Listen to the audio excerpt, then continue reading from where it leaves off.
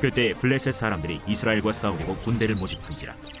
아기스가 다윗에게 이르되, 너는 밝히 알라. 너와 네 사람들이 나와 함께 나가서 군대에 참가할 것이니라. 그러면 당신의 종이 행할 바를 아시리이다. 그러면 내가 너를 영원히 내 머리 지키는 자를 삼으리라. 사무엘이 죽었으므로 온 이스라엘이 그를 두고 슬피 울며 그의 고향 라마에 장사하였고, 사울은 신접한 자와 박수를 그 땅에서 쫓아내었더라. 블레셋 사람들이 모여 수넴에 이르러 진침해 사울이 온 이스라엘을 모아 길보아에 진치었더니 사울이 블레셋 사람들의 군대를 보고 두려워서 그의 마음이 크게 떨린지라. 사울이 여호와께 묻자오되 여호와께서 꿈으로도 우림으로도 선지자로도 그에게 대답하지 아니하시므로 사울이 그의 신하들에게 이르되, 나를 위하여 신접한 여인을 찾으라. 내가 그리로 가서 그에게 물으리라. 그의 신하들이 그에게 이르되, 보소서, 엔돌에 신접한 여인이 있나이다. 사울이 다른 옷을 입어 변장하고 두 사람과 함께 갈새 그들이 밤에 그 여인에게 이르러서는 사울이 이르되, 청하노니 나를 위하여 신접한 술법으로 내가 네게 말하는 사람을 불러올리라. 내가 사울이 행한 일, 곧 그가 신접한 자와 박수를 이 땅에서 멸절시켰음을 아나니 내가 어찌하여 내 생명의 올무를 놓아 나를 죽게 하려느냐. 사울이 여호와의 이름으로 그에게 맹세하여 이르되, 여호와께서 살아계심을 두고 맹세하노니 내가 이 일로는 벌을 당하지 아니하리라. 내가 누구를 내게로 불러올리랴. 사무엘을 불러올리라. 여인이 사무엘을 보고 큰 소리로 외치며 사울에게 말하여 이르되, 당신이 어찌하여 나를 속이셨나이까. 당신이 사울이시니이다. 두려워하지 말라. 내가 무엇을 보았느냐? 내가 영이 땅에서 올라오는 것을 보았나이다. 그의 모양이 어떠하냐? 한 노인이 올라오는데 그가 겉옷을 입었나이다. 사울이 그가 사무엘인 줄 알고 그의 얼굴을 땅에 대고 절하니라. 할렐루야. 오늘 함께 가정 예배를 드리는 우리 믿음의 성도님들의 삶의 자리마다 하나님의 크신 은혜가 함께하는 귀한 시간이 되기를 간절히 소망합니다. 제가 원주에서 목회를 할 때 성도들과 함께하는 인사법이 있었습니다. 바로 통통입니다. 여러분, 통통이 뭔지 잘 모르시겠죠? 통통은 하나님과 소통하면 인생이 형통해진다의 줄임말입니다. 사실 너무나도 당연한 말입니다. 하지만 하나님과 소통하는 삶을 살아가는 이들은 그렇게 많지 않습니다. 그것을 어떻게 알 수 있습니까? 우리가 느끼는 삶의 두려움을 통해서 알 수가 있죠. 저희 막내가 올해 5살입니다. 처음에는 말을 잘 못하더니 요즘은 제법 자기 의견을 이야기하곤 합니다. 한 번은 저희 막내를 하원시키면서 장난을 쳤습니다. 차 뒷자리에 저희 아들을 태우고 저희 아들에게 이렇게 이야기를 했습니다. 아빠는 걸어갈 거야. 하일이가 아빠 차 갖고 와. 안녕! 이라고 이야기했더니 저희 아이가 깜짝 놀라면서 안 된다는 겁니다. 그 반응이 너무 재밌어서 왜? 라고 했더니 이렇게 이야기하더라고요. 혼자 있으면 오아헬 무서워. 그런데 아빠랑 있으면 안 무서워. 라고 이야기합니다. 여러분, 자녀들이 부모와 함께 있을 때 안정을 느낀다고 하지요. 지켜주고 문제를 해결해줄 존재가 있기 때문이라는 것입니다. 우리도 마찬가지입니다. 우리 인생 가운데 수많은 문제들이 있습니다.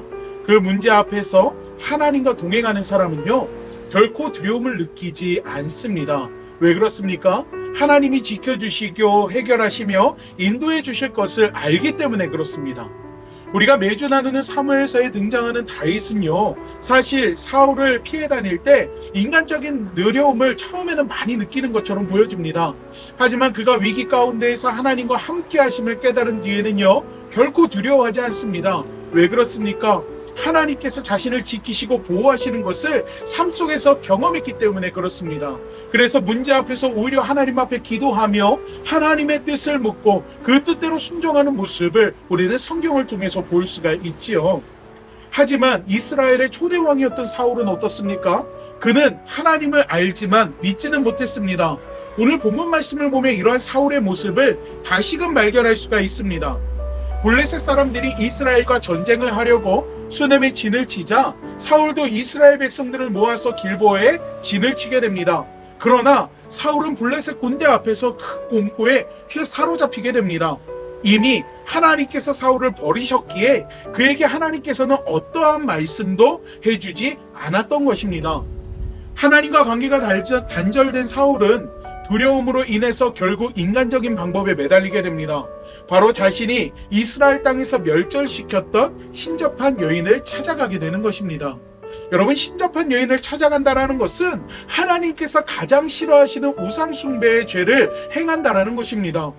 사울이 이것이 죄라는 것을 몰랐을까요? 아니요. 그는 분명 그것이 죄라는 것을 알면서도 불안과 두려움으로부터 자신이 의지할 대상으로 우상을 찾게 된 것입니다. 사랑하는 믿음의 성도 여러분, 하나님과 단절된 성도의 삶은 사울과 같을 수밖에 없습니다.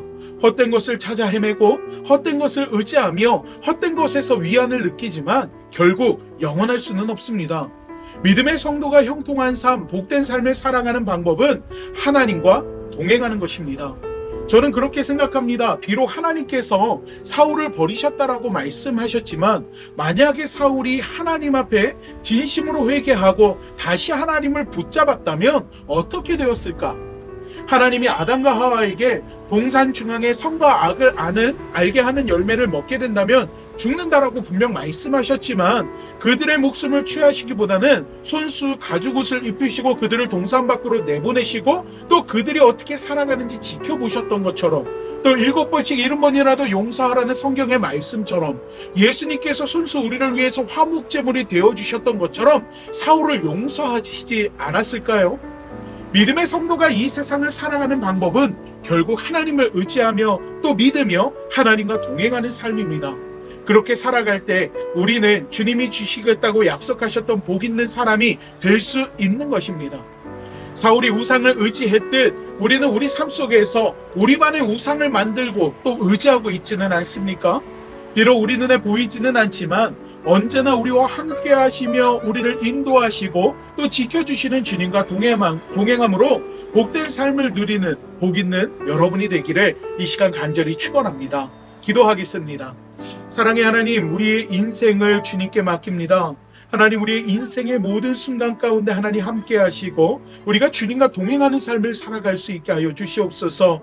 인간적인 생각과 방법이 아니라 세상의 것을 쫓고 또 그것을 의지하며 사울이 만들어내었던 것처럼 우리도 또 다른 우상들을 만들어내고 그것을 의지하는 삶을 살아가는 것이 아니라 이 시간 주님을 바라보고 주님을 의지하고 주님을 믿으며 주님과 동행하는 삶을 살아갈 수 있는 저희들이 될 수 있게 하여 주시옵소서. 특별히 이 예배를 함께 드리고 있는 우리 믿음의 성도들 각 가정을 주님께서 기억하여 주셔서 그 삶의 모든 순간과 환경을 주님 주관하여 주시고 깊이 개입하여 주시사 하나님 삶의 문제 속에서 두려움을 느끼는 것이 아니라 함께 하시는 하나님을 바라보고 또 함께 동행하시는 주님을 의지함을 통하여서 그 삶 속에서 행하시는 하나님의 크고 놀라운 일들을 경험하고 또 일들로 통하여서 하나님 이 땅 가운데 복된 사람, 복 있는 사람의 삶을 살아가고 복된 축복의 통로의 삶을 살아갈 수 있도록 우리 믿음의 성도들을 주의 능력의 손으로 붙들어 주시옵소서. 하나님께서 이 시간 함께해 주시길 간절히 소망하며 예수님의 이름으로 기도합니다. 아멘.